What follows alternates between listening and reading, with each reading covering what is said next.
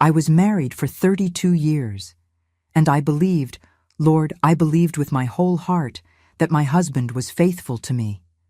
Every single day of those 32 years, I trusted that man completely. Oh my God, how foolish I was, how blind.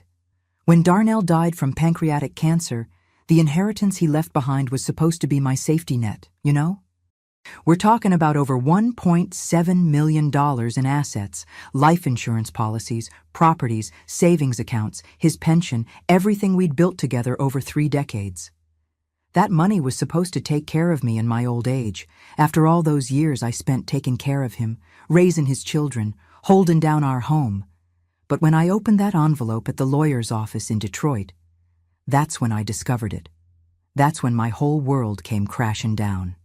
I discovered that he had left every single cent, every last dollar of that $1.7 million to a woman whose existence I didn't even know about. He left the entire inheritance to a mistress. A mistress, can you believe that? A mistress. Not to me, his wife of 3 decades, not to our children, to her. Some woman I'd never heard of, never met, didn't know was breathing the same air as us. And y'all, this is just the beginning of what I found out. Let me take you back to that day, 'cause you need to understand how this all unfolded. I was sitting in that lawyer's office in Detroit, right there on Woodward Avenue, hands folded in my lap, thinking this was just going to be a formality. You know? Darnell had passed 6 months before. Pancreatic cancer took him fast, and I was still in that fog of grief where you just go through the motions. The lawyer, Mr. Patterson, older white man with kind eyes, he'd called me in to go over the final distribution of Darnell's estate. I thought I knew what was coming. We'd been married 32 years. 32 years, y'all.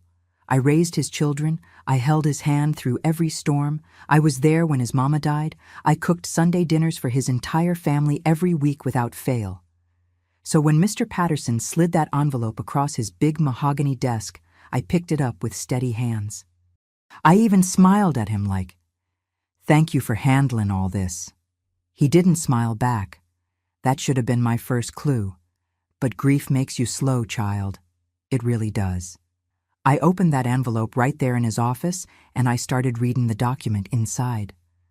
The first page was standard. Property locations, account numbers, all that legal language that makes your eyes glaze over. But then I got to the distribution section, and my heart it dropped straight through the floor. The house we'd lived in for 28 years? Not mine. The savings account with $83,000 we'd been building since the 80s? Not mine. The life insurance policy worth $250,000? Not mine. His pension distribution? Not mine. Everything, and I mean every single solitary thing, was going to someone named Vanessa Clark. I read that name 3 times. Vanessa Clark. Vanessa Clark. Vanessa Clark. I didn't know no Vanessa Clark. I looked up at Mr. Patterson, and my voice came out all shaky. I said, "There must be some kind of mistake here. Who is Vanessa Clark?" He cleared his throat, and Lord have mercy, the look on his face told me everything before his mouth did. He said, "Mrs. Johnson, I was hoping your husband had discussed this with you before his passing. Vanessa Clark is, well, according to the will, she's listed as his domestic partner." Domestic partner. Those 2 words hit me like a Louisville slugger to the chest. My body locked up. I couldn't breathe. I couldn't think. The room started spinning, and I had to grip the armrests of that leather chair just to stay upright. I said, "His what? His domestic partner? I'm his wife. I'm his wife. We've been married since 1992. Mr. Patterson, he looked so uncomfortable, but he kept going. He said, "Mrs. Johnson, I understand this is difficult. The will was updated 14 months ago. Your husband came in personally to make these changes. He was very clear about his wishes.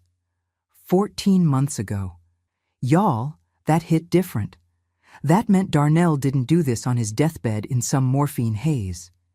He did this while he was still walking around, still coming home to me every night, still letting me rub his feet while we watched the news, still saying, 'I love you, baby,' before we went to sleep.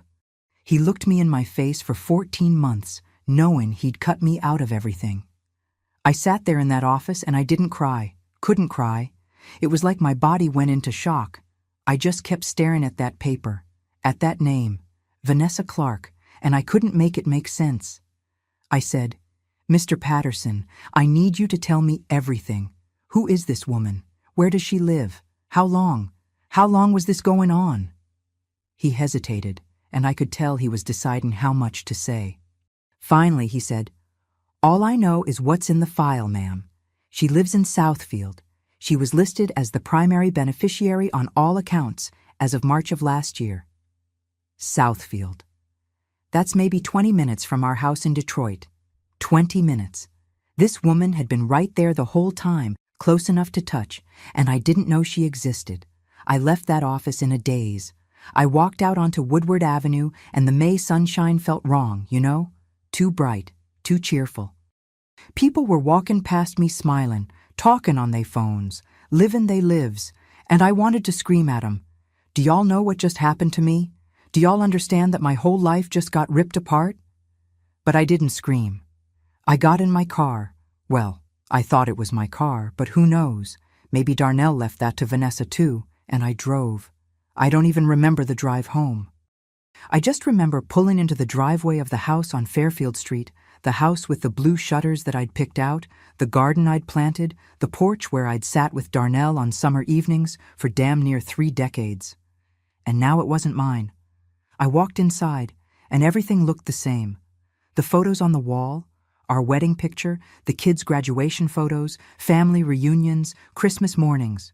Darnell's reading glasses were still on the side table where he'd left them. His favorite coffee mug was still in the cabinet.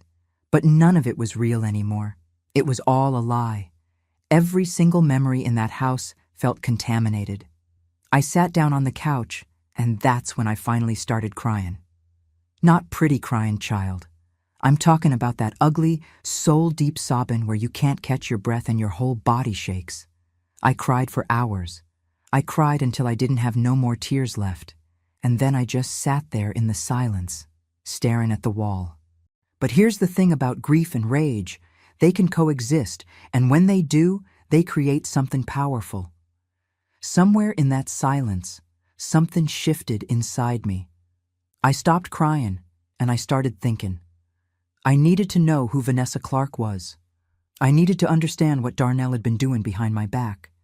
And I needed to figure out if there was any way to fight this. That night, I barely slept. I kept reaching for Darnell in the bed out of habit, forgetting for just a second that he was gone, and then remembering all over again that he wasn't just gone. He'd betrayed me worse than I ever could have imagined. The next morning, I called my daughter Tasha. She's my oldest, 30 years old, social worker, lives in Chicago. I told her everything. She was silent for a long time after I finished, and then she said, "Mama, I'ma come home. I'm getting on a plane today." I said, "Baby, you don't have to do that." She said, "Mama, yes, I do. You shouldn't be alone right now, and we need to figure this out together." While I waited for Tasha to arrive, I did what any woman in 2024 would do. I got on the internet. I searched for Vanessa Clark in Southfield, Michigan. Took me about 20 minutes to find her on social media. Facebook, Instagram, LinkedIn. She was on all of them. And Lord have mercy, when I saw her picture, my blood ran cold. She was young. I'm talking young. Couldn't have been more than 35, maybe 40 at the most. Pretty brown-skinned woman with long braids and a bright smile. Her Facebook said she worked as a medical assistant at a clinic in Southfield. Her Instagram was full of pictures of her at brunch, at concerts, on vacation, living her best life. And then I saw it. Buried in her photos from 8 months ago, right around the time Darnell was starting to get really sick, there was a picture of her at a restaurant. Just her face in the photo, smiling at the camera, but the caption said, "Dinner with my love." I zoomed in on that picture, studied every pixel, looking for any reflection, any clue about who she was sitting with. Couldn't see nothing. But in my gut, I knew. I kept scrolling, going back further and further in her timeline. And that's when I found the photos that made me physically ill. 3 years ago, Vanessa had posted pictures from a weekend trip to Niagara Falls. In one of the photos, you could see a man's hand on her shoulder. Just a hand, dark-skinned, with a gold watch. The same watch I'd given Darnell for our 25th anniversary. 3 years. This hadn't been some end-of-life crisis thing. This had been going on for years.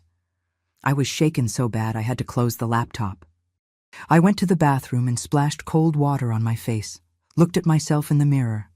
53 years old, gray streaks in my hair that I'd stopped dyeing 'cause Darnell said he liked 'em. Lines around my eyes from 32 years of smiling at a man who'd been playing me the whole time. I looked tired. I looked old. And I looked like a fool. When Tasha got to Detroit that evening, she took one look at me and wrapped me up in a hug so tight I thought I might break. "She's always been my strong one, my fighter," she said. "Okay, Mama, show me everything." We sat at the kitchen table, and I showed her the will, the social media profiles, everything I'd found. Tasha read through it all with this look on her face that got harder and harder. Finally, she said, "We need to hire a lawyer. A good one. There's got to be a way to contest this." Over the next few days, Tasha helped me find an attorney who specialized in estate disputes. Her name was Monica Richards, a sharp black woman in her 40s with an office in downtown Detroit. We went to see her on a Wednesday afternoon.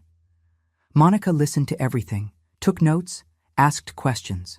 When I finished, she leaned back in her chair and said, "Mrs. Johnson, I'ma be straight with you. This is going to be difficult. If your husband was of sound mind when he made these changes, and from what you've told me, he was, then legally, he had every right to distribute his assets however he wanted.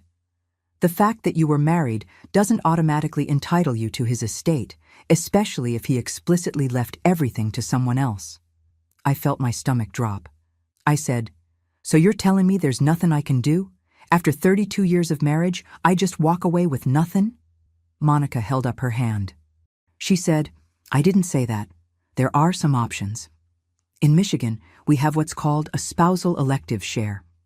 Even if a spouse is disinherited, you can claim a portion of the estate, usually about 1/3. But here's the complication. Your husband's assets have to go through probate first, and if this Vanessa Clark contests your claim, it could get messy and expensive." Tasha said, "How expensive?" Monica said, "Legal fees could run you $20,000 to $30,000, maybe more if it goes to litigation. And there's no guarantee you'd win. $20,000 to $30,000. Money I didn't have, 'cause Darnell had cleaned out our joint account 6 months before he died. I'd noticed it at the time. He'd said he was moving the money to a better investment account, but I'd trusted him. I felt so stupid. Monica must have seen the despair on my face, 'cause she said, "Look, let me do some digging. I want to review all of your husband's financial records, see if there's anything unusual. Sometimes in these situations, there's more to the story. Give me a week." A week felt like a lifetime, but what choice did I have? Tasha stayed with me in Detroit. She'd taken emergency leave from her job, told him it was a family crisis. We spent those days going through Darnell's things, looking for, I don't even know what. Proof of the affair? More lies? Some explanation that would make this make sense? We found his phone records. Darnell had kept meticulous files. He was an accountant, so everything was organized and labeled. I found the AT&T bills going back 5 years. I started highlighting every number that appeared frequently. There was one number that showed up hundreds of times. Hundreds. Calls and texts at all times of day and night. I cross-referenced it with Vanessa's number from her Facebook profile. It was her.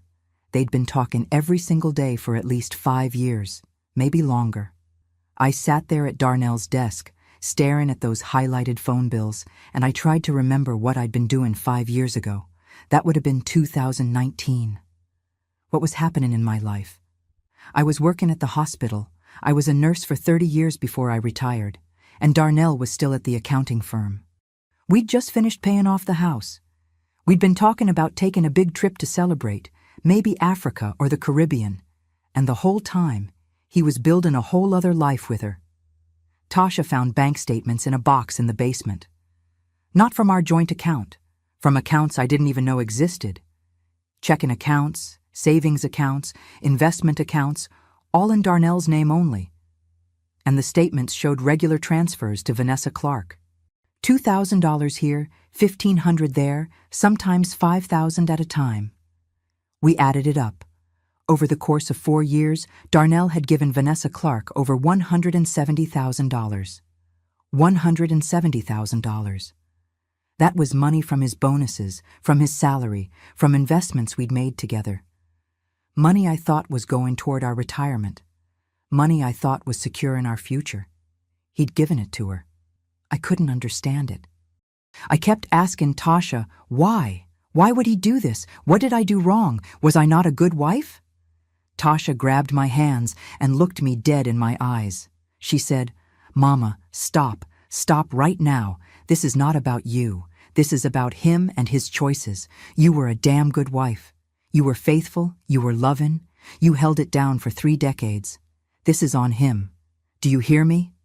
I heard her, but I didn't believe her. Not yet. When Monica called us back into her office the following week, she had this look on her face that I couldn't read.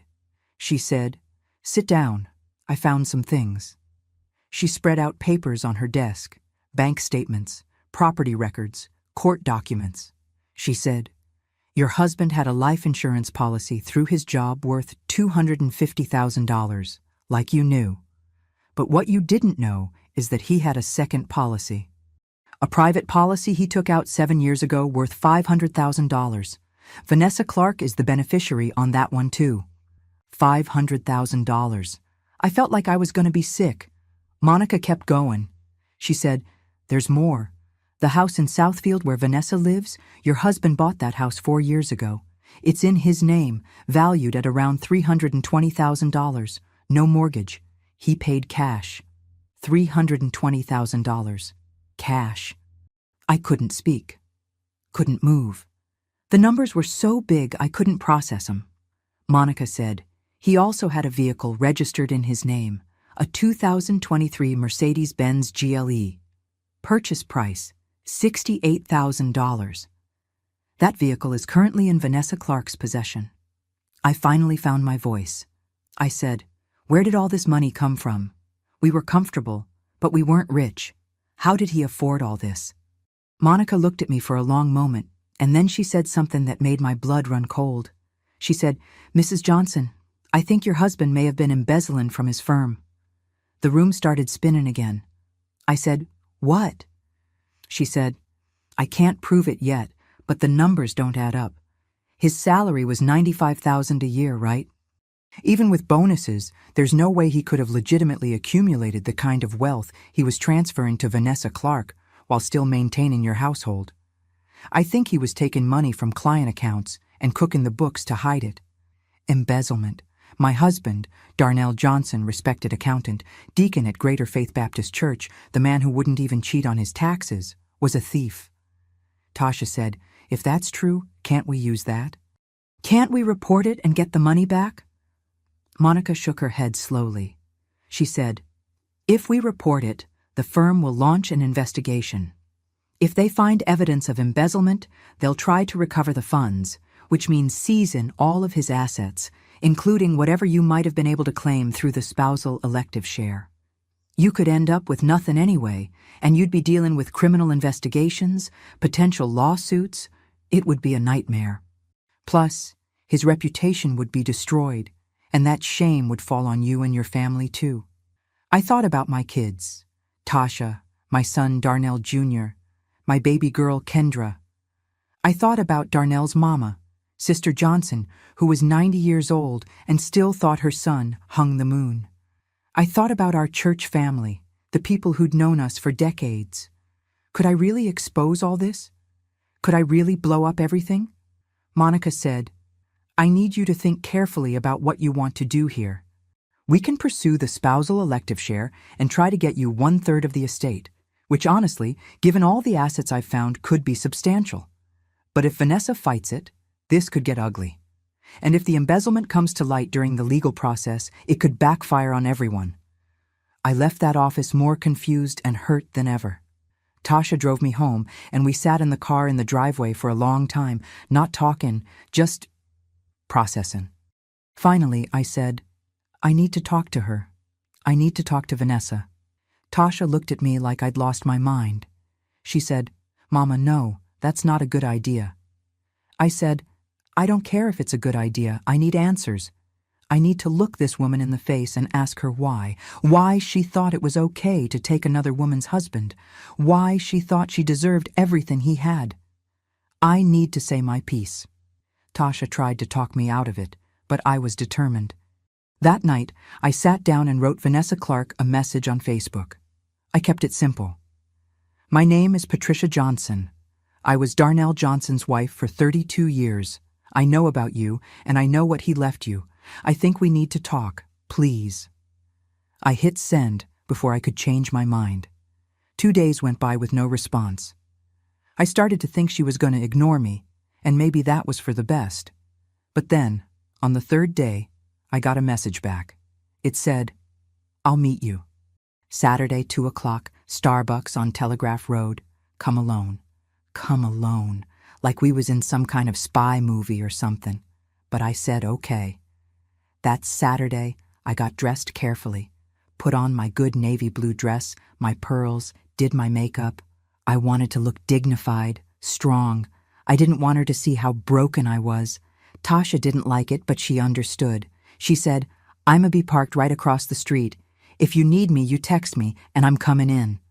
I got to that Starbucks 15 minutes early, ordered a tea I didn't drink, and sat at a table by the window, watching every car that pulled up.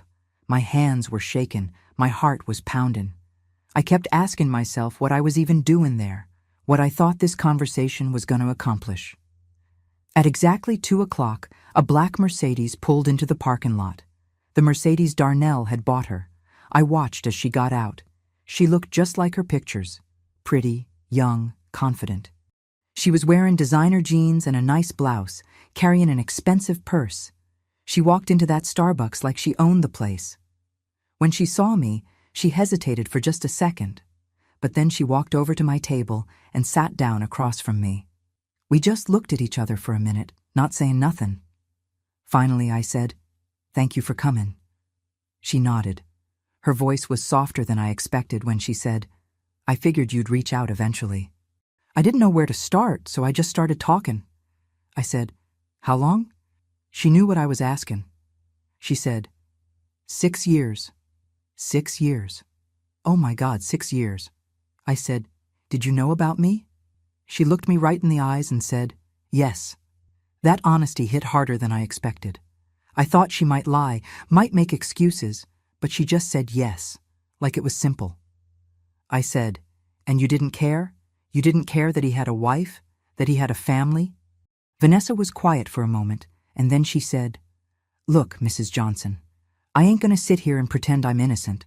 I knew what I was doing, but Darnell told me y'all were done. He said the marriage was over, that y'all were just staying together for appearances, that you didn't love each other anymore. He made it sound like he was trapped. I felt my face get hot with anger. I said, That was a lie. All of it was a lie. We were happy. Or at least, I thought we were. I loved him with everything I had. She looked away, and for the first time, I saw something like guilt flash across her face. She said, I didn't know that. He painted a different picture. I said, Did you love him? She took a breath and said, Yeah, I did. I really did.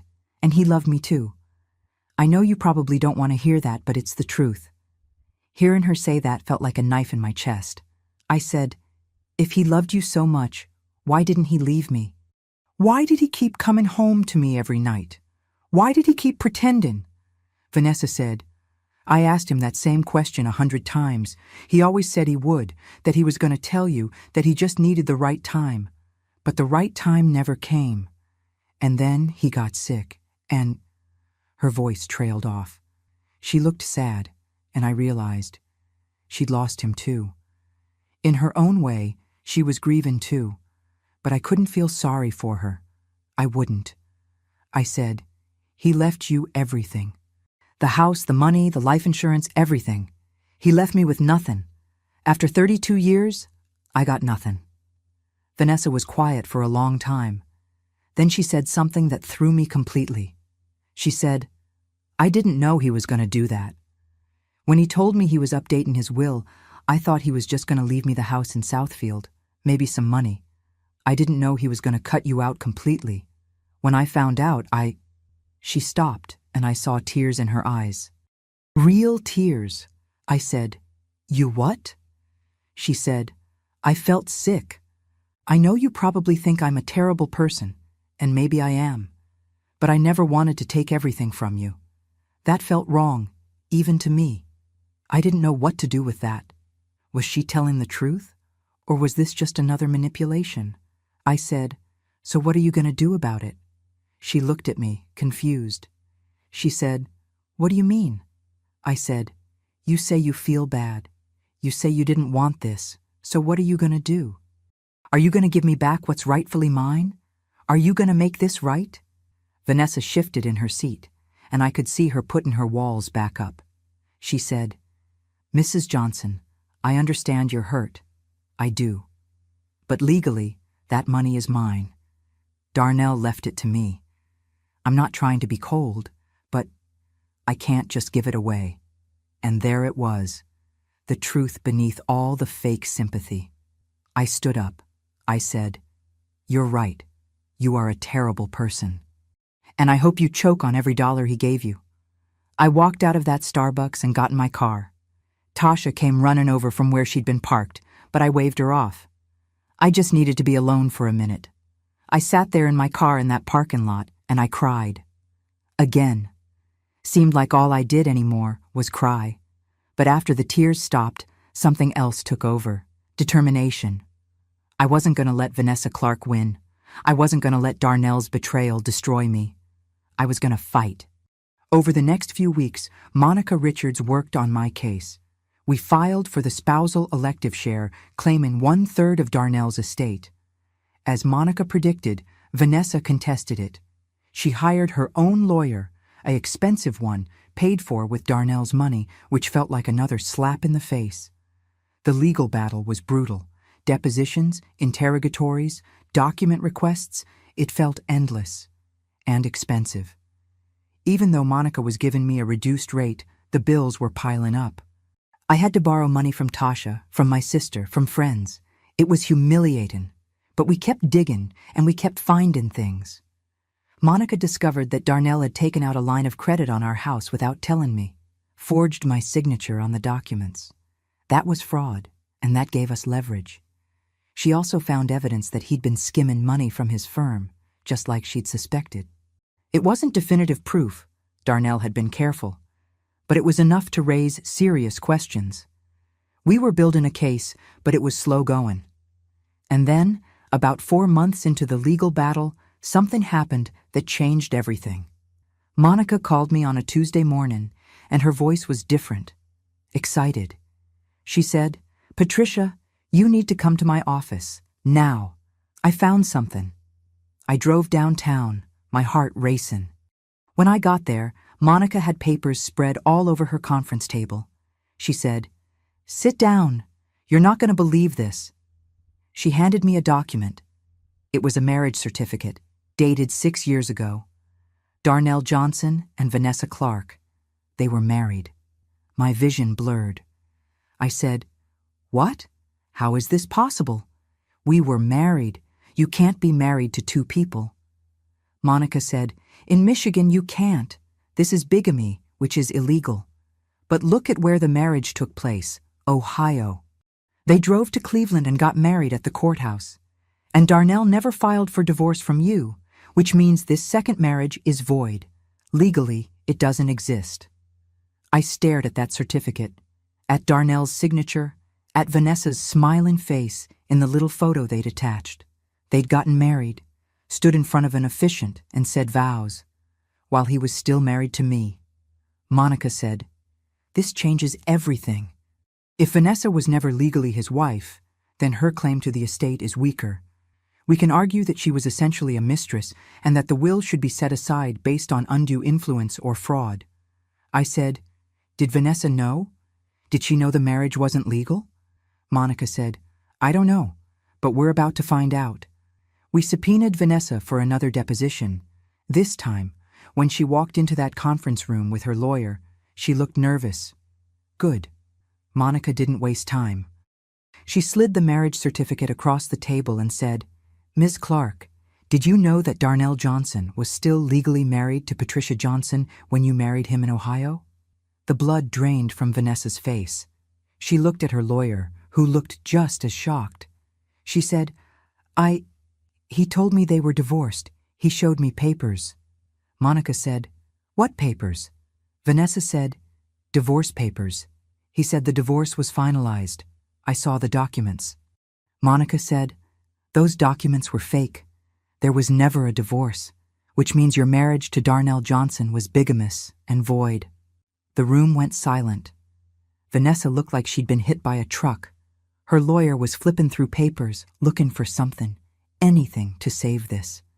"Finally," Vanessa said, her voice shaken, "I didn't know. I swear to God, I didn't know." And you know what? I believed her. In that moment, I saw that she'd been played too. Darnell had lied to both of us. Her lawyer called for a recess. They went outside to talk, and I could hear Vanessa crying through the door. When they came back, her lawyer said, "We'd like to discuss a settlement." It took another 6 weeks of negotiations, but we finally reached an agreement. Vanessa would keep the house in Southfield and one of the life insurance policies, the smaller one worth $250,000. Everything else would come to me: the house in Detroit, the other life insurance policy, the pension, the bank accounts, the Mercedes. It wasn't perfect, it wasn't fair, but it was something. The day we signed the settlement papers, I felt empty. Not happy, not vindicated, just tired. Vanessa was there, signing her own papers on the other side of the room. When we were done, she walked over to me. Her eyes were red from crying. She said, "Mrs. Johnson, I just want you to know, I'm sorry. For all of it. I should have walked away when I first found out he was married. I should have known better." I looked at her, this young woman who'd been caught up in the same web of lies I had, and I said, "Yeah, you shoulda." And then I walked out. The house felt different when I came home that day. It was legally mine now, but it didn't feel like home anymore. Too many ghosts, too many memories that were tainted now. I decided to sell it. Put it on the market, got a good offer within 3 weeks. I used the money to buy a smaller place in West Village, a cute little house with a front porch and a garden. A fresh start. I also started going to therapy. A Black woman therapist in Midtown who specialized in trauma and betrayal. Her name was Dr. Freeman, and she helped me work through all the anger and pain I'd been carrying. One day, about a year after everything went down, Dr. Freeman asked me, "Patricia, what did you learn from all this?" I thought about it for a long time. Finally, I said, "I learned that you can never really know someone, not completely. I thought I knew Darnell inside and out, and I was wrong. But I also learned that I'm stronger than I thought I was. I survived something that should have broke me, and I'm still here, still standing." Dr. Freeman smiled and said, "You're damn right you are." I also learned something else, something I didn't tell Dr. Freeman. I learned to be suspicious, to question things, to not take anything at face value. And I don't know if that's a good thing or a bad thing, but it's the truth. My kids rallied around me through all of it. Tasha was my rock. She came back to Detroit and stayed with me for 3 months, making sure I ate, making sure I got out of bed, making sure I kept going. Darnell Jr. had a harder time with it. He'd idolized his daddy, and finding out what Darnell had done nearly destroyed him. We had to do some family therapy together, work through his anger and confusion. He's still working through it, if I'm being honest. Kendra, my baby, she took it the hardest in a different way. She said, "Mama, if Daddy could do this to you, how do I know any man won't do it to me?" And I didn't have a good answer for that. All I could tell her was to trust her gut, to know her worth, and to never ignore the red flags. I thought about those red flags a lot. Had there been signs I'd missed? Times when Darnell was distant or secretive? I tortured myself trying to remember, trying to find the clues I'd overlooked. But the truth is, Darnell was careful. He'd lived a double life for 6 years, and he'd been good at it. Some people in our church community turned on me when the truth came out. They said I must have done something to push Darnell away. They said a man don't stray unless his wife ain't taking care of him at home. Those people showed me exactly who they were, and I cut 'em off without a second thought. But other people, my real friends, they surrounded me with love. They brought me meals, sat with me on hard days, listened when I needed to talk. Those are the people I kept close. Sister Johnson, Darnell's mama, called me about 2 months after the settlement. She was crying so hard I could barely understand her. She said, "Patricia, I'm so sorry. I'm so ashamed. I raised him better than that. I don't know what happened to my boy." I told her it wasn't her fault. I told her Darnell made his own choices. And I told her I didn't blame her. She cried even harder. And then she said, "You were always a good daughter to me. Always. And you still are." That conversation healed something in me I didn't even know was broken. As for Vanessa, I heard through the grapevine that she moved away from Detroit. Sold the house Darnell bought her and left Michigan altogether. I don't know where she went, and I don't care. I hope she found peace, I guess. Or maybe I hope she didn't. I'm still working on forgiving her, and some days are better than others. I found out one more thing right at the end of the legal battle that I haven't told hardly anyone. Monica discovered it in the final review of Darnell's financial records. 3 weeks before he died, Darnell tried to change his will again. He'd called the lawyer, Mr. Patterson, and told him he wanted to come in. He said he needed to fix some things, but he died before that appointment. I don't know what he was planning to do. Was he going to give me back what he'd taken? Was he feeling guilty, or was he just going to give Vanessa even more? I'll never know. And that's the hardest part of all of this, the not knowing, the questions that'll never have answers. Sometimes late at night, I sit on the porch of my new house, sipping tea, and I talk to Darnell. I know he's gone. I know he can't hear me, but I do it anyway. I ask him why. I tell him how much he hurt me. I tell him I wish he'd been honest, that he'd had the courage to end things with me properly instead of living a lie. And sometimes I tell him I miss him. 'Cause the thing about betrayal is, it don't erase the good times. It don't delete 32 years of memories. I still remember the man I fell in love with, the man who held my hand in the hospital when Tasha was born, the man who danced with me in the kitchen when our favorite song came on. That man was real, even if he turned into someone I didn't recognize. People always want to make these situations black and white. They want to say, he was a villain, you're a victim, case closed. But life ain't that simple. Darnell was my husband, my partner, my friend. And he was also a liar, a cheater, and a fraud. Both things can be true at the same time. I'm 54 years old now. I got a new house, a little money in the bank, and my health, thank God. I'm rebuilding my life piece by piece. I joined a book club, started volunteering at a women's shelter, been traveling a little bit. I went to New Orleans last month, ate all the good food, listened to jazz on Frenchman Street. It was nice to feel alive again. My grandbabies keep me going too. Tasha has 2 little ones, and Darnell Jr. just had his first baby last year. Being a grandma reminds me that life goes on, that there's still joy to be found, even after heartbreak. But I won't lie to y'all, I'm changed. The woman I was before all this, she's gone. I'm harder now, more cynical. I don't trust easy, and I probably never will again. And I'm okay with that. Sometimes life breaks you down so it can build you back up into something stronger. I'm in the rebuilding phase right now, and it's slow going, but I'm getting there. So that's my story. The story of how my husband left me nothing in his will and gave everything to a woman I didn't know existed. The story of how I fought back and clawed my way to some kind of justice, even if it wasn't the justice I deserved. The story of how I survived the worst betrayal of my life and came out the other side still standing. Now I want to ask y'all something, and I want you to really think about it before you answer in the comments. Do you think I should have fought as hard as I did? Some people told me I should have just let it go, that holding on to anger was only going to hurt me in the end. Other people said I should have fought even harder, that I should have exposed Darnell for the fraud he was, embezzlement and all. Consequences be damned. I don't know if I made the right choices. All I know is I made the choices I could live with. And here's the other thing I want to know. Do you think people can really change? Or do you think Darnell was always this person and I just didn't see it? 'Cause that question keeps me up at night more than anything else. This journey has been the hardest thing I've ever been through, but knowing I ain't alone in it, that helps more than you know.